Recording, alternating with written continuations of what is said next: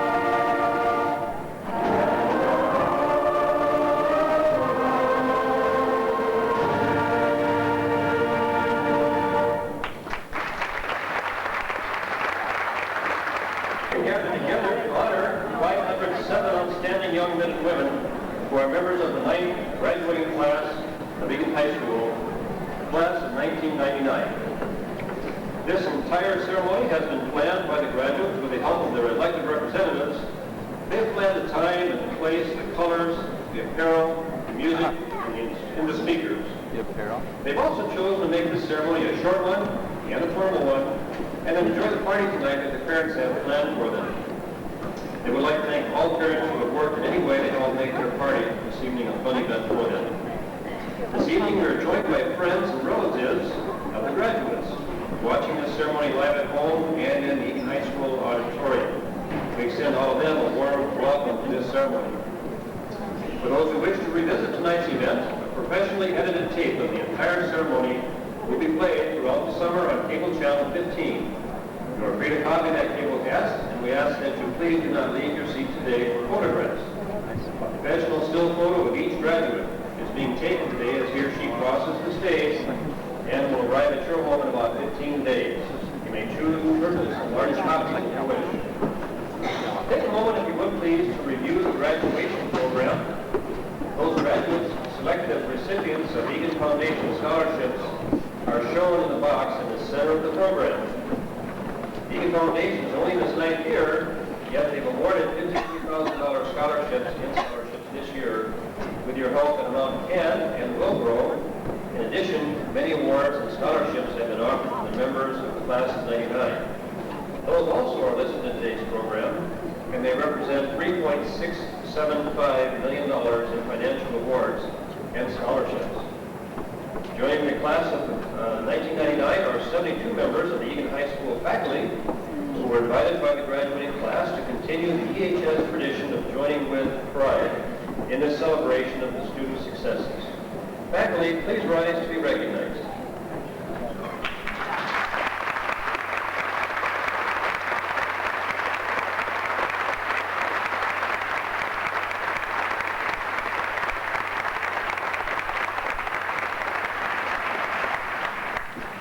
Thank you from moms and dads and graduates for the fine work you have done with these young men and women today.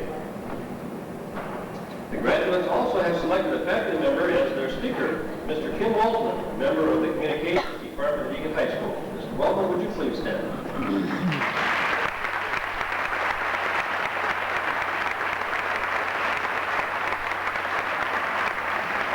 Wood, Vice President, Ms. Sue Larson, Secretary, and Mr. Jim Bredemus, Treasurer, will now present the class gift to Egan High School.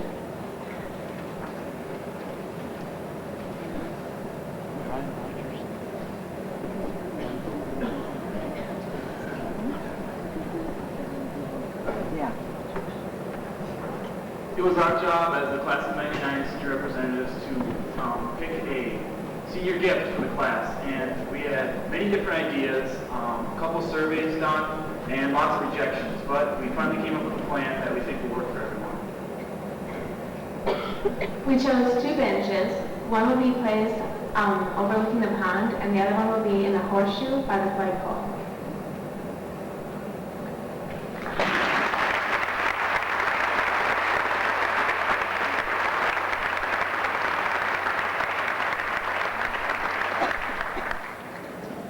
They have done a good job of that selection. If you understand decision-making by committee, you will understand why it was such an arduous process.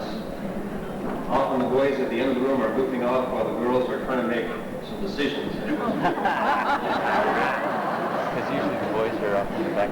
As principal of Eagle High School, it is my distinct pleasure to introduce the top 10 students of the class of 1999. Will each of you please rise and remain standing as I read your names. Number 10 in the class of 1999, Carrie Peterson.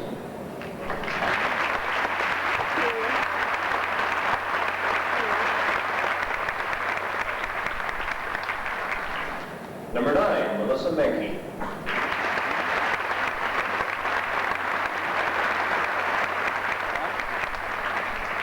Number 8, Jennifer McElroy.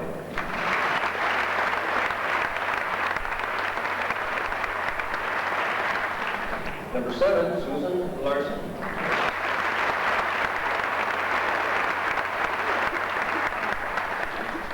Number 6, Lucas Menke.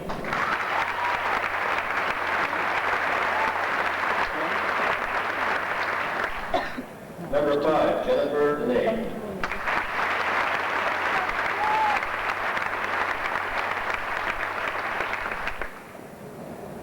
Ladies, you got your laugh at the boys earlier. I'm proud to tell you that there are 4 young men who are tied for first place in the class of 1999 with perfect 4.000 grade point average. That was sung before. They are Benjamin Cedarberg,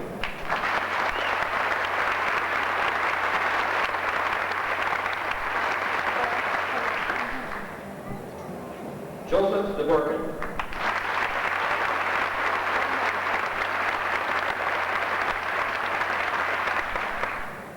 Thomas Ford,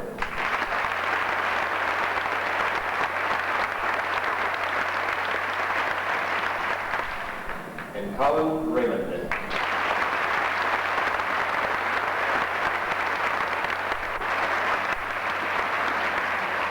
Congratulations to all 10 of you.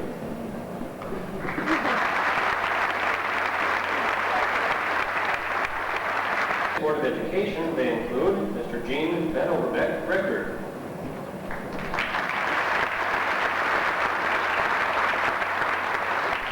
Mr. Bob Chudy, Director.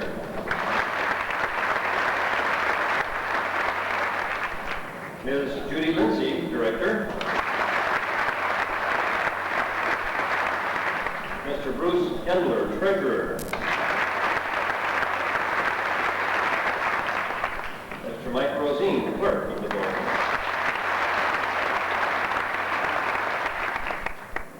Mr. Kevin Sampers, Chair of the Board, who will be elected. And Dr. John Harrell, Superintendent of Schools.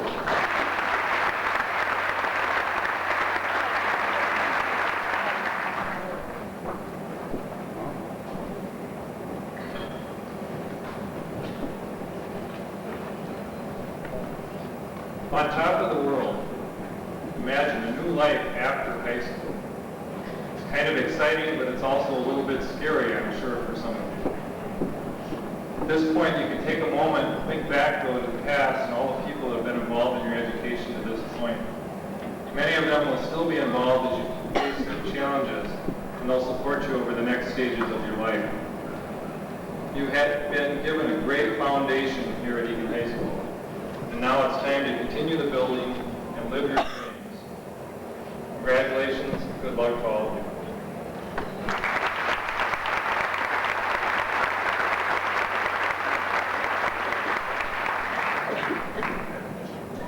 Thank you, Kevin. When we asked this year's seniors what do you most want in your high school graduation ceremony, they said brevity.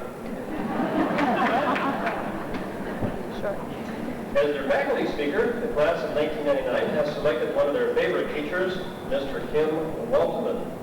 Hold on to your seats, Mr. Waltman.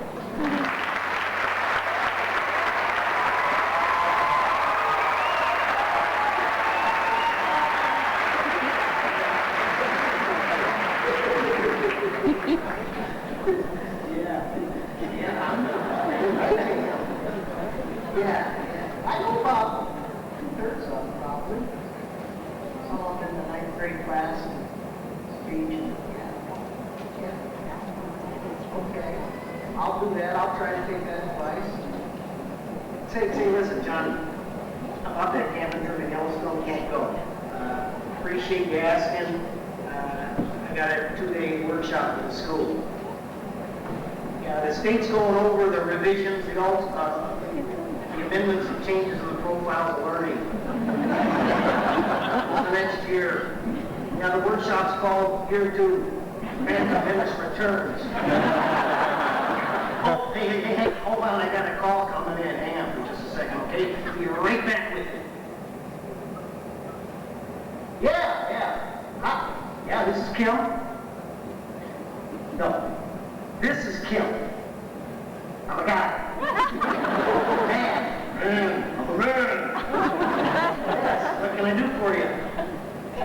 No, my parents were dyslexic. They wanted to name me Mike, but they forgot the E.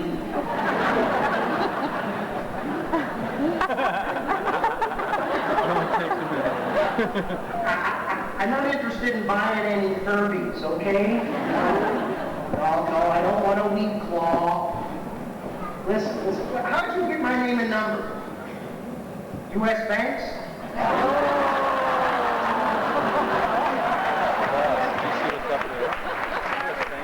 Listen, I can't talk right now.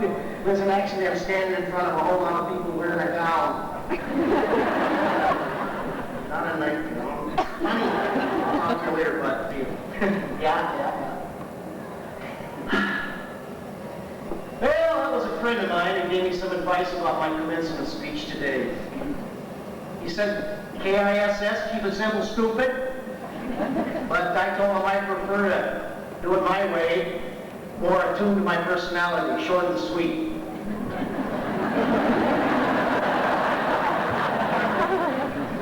First and foremost, I'd like to say a solid congratulations to every single one of you Egan High School graduates. I don't know all of you, but I know we bumped into each other many times in the hallway. We're here to honor you and to wish you Godspeed on your life's path.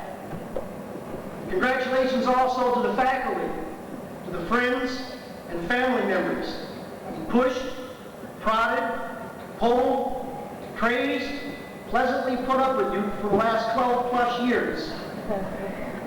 Like the farmers say, if you see a corn crib full of corn, you know it didn't get there by itself. In a few minutes, you're going to be walking right up here and standing where these footprints are. And you're going to be getting your diploma. And your parents are going to be beaming with pride. That little bambino they've named and held in their arms, they're going to be very proud of you and very happy.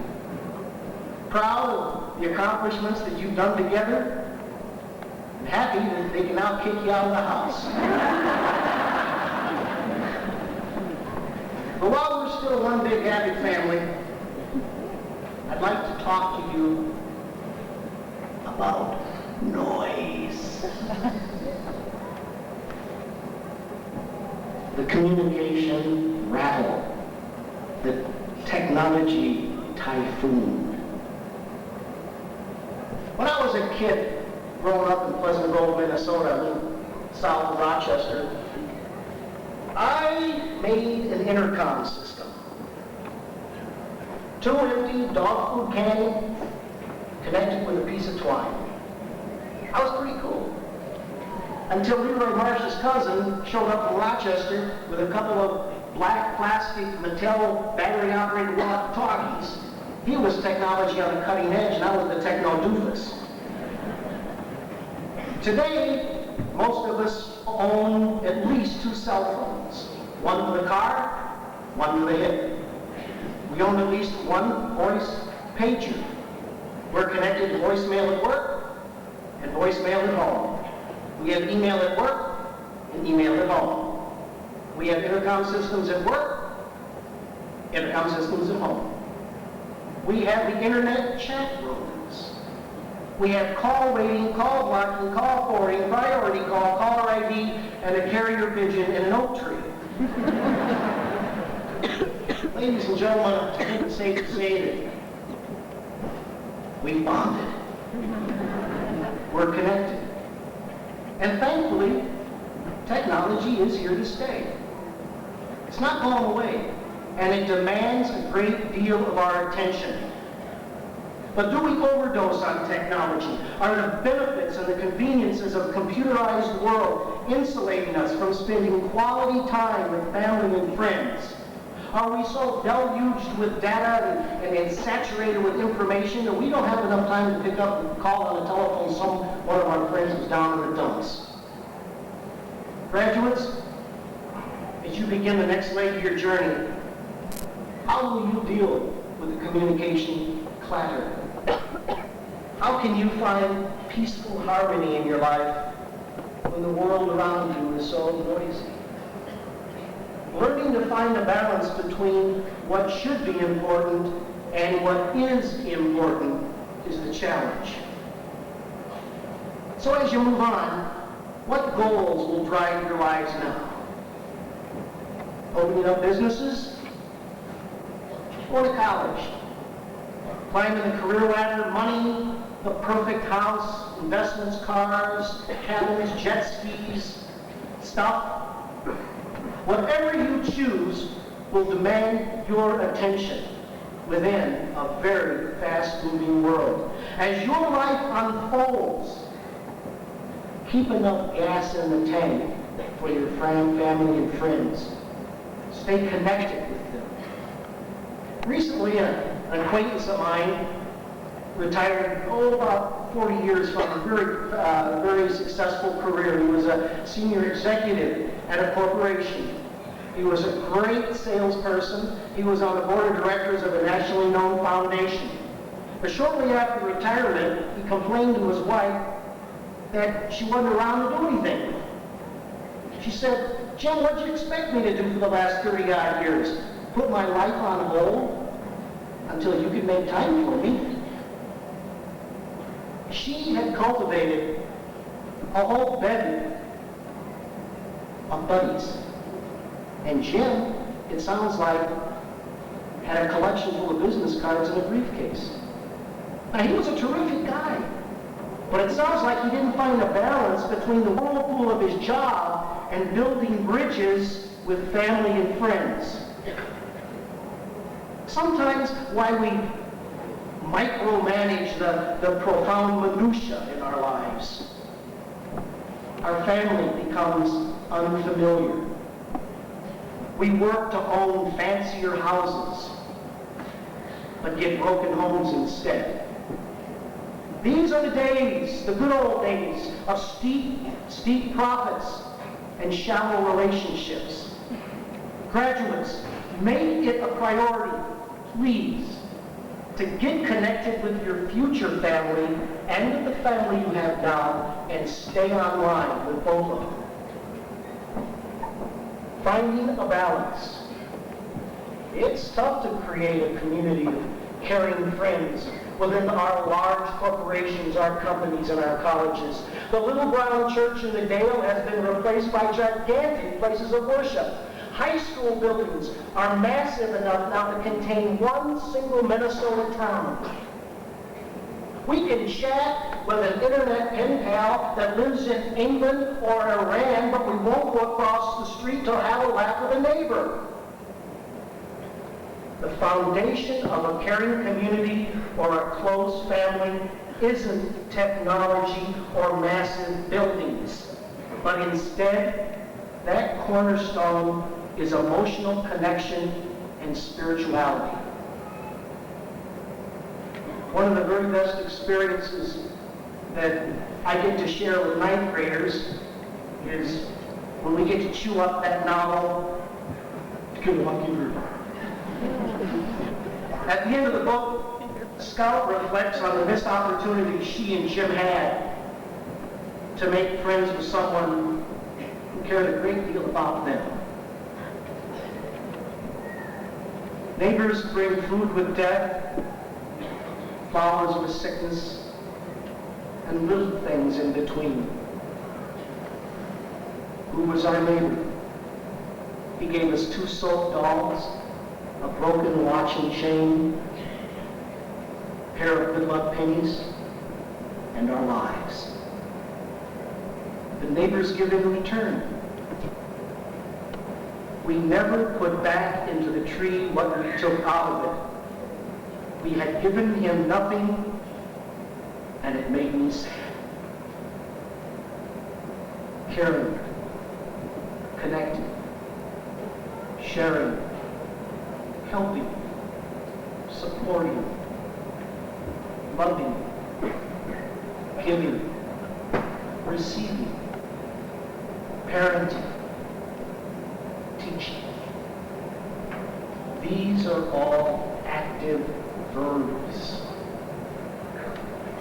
But we also need to connect them with some solid, concrete nouns.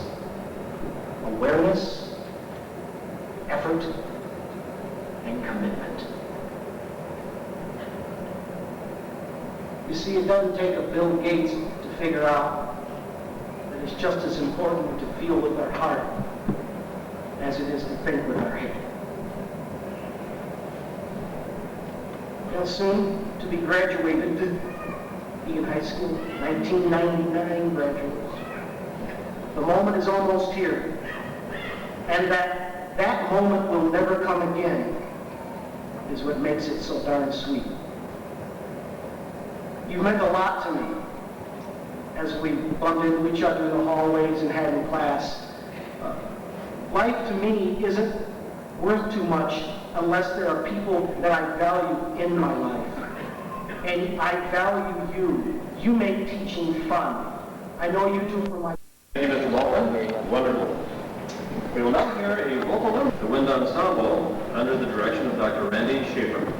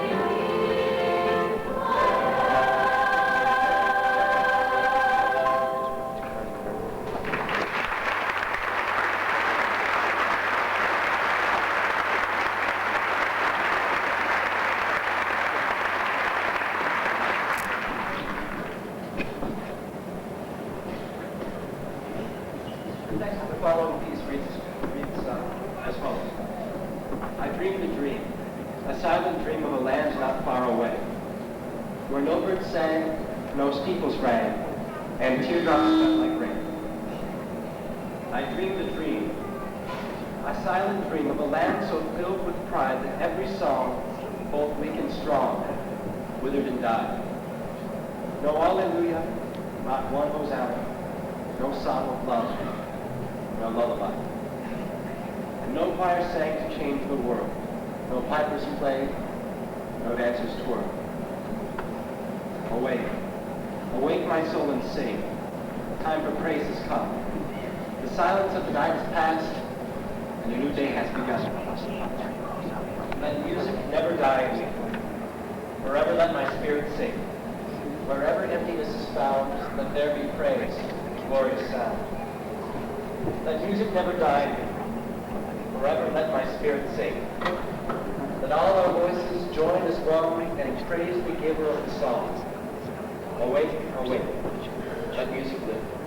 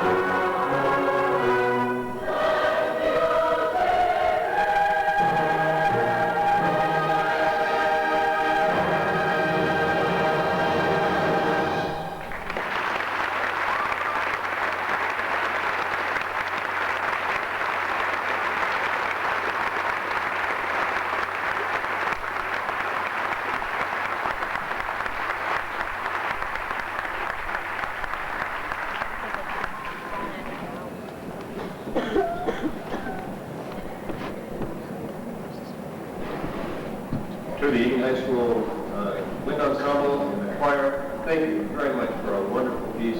Very well done.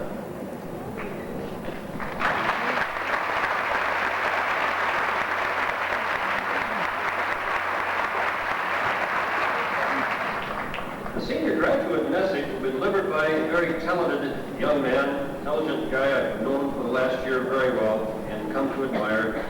We give you this gifted individual, Mr. Lucas Binky.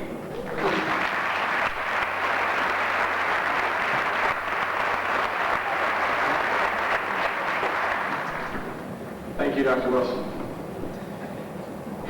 Hello and welcome, family, friends, classmates, teachers, and members of the class of 1999. You know, we work our butts off for 13 years. I think we get at least one sunny day. But anyway, as I started thinking about what I was going to say today, I started thinking about our lives so far. I thought about the just over 2,000 days of waking up early and attending school during these last 12 years. I thought about all the events that we have seen and all the people that we have met in order to make it to where we are today. John Lennon wrote in the Beatles song, "In My Life," "There are places I remember all my life, though some have changed, some forever, not for better. Some have gone, and some remain. All these places have their moments.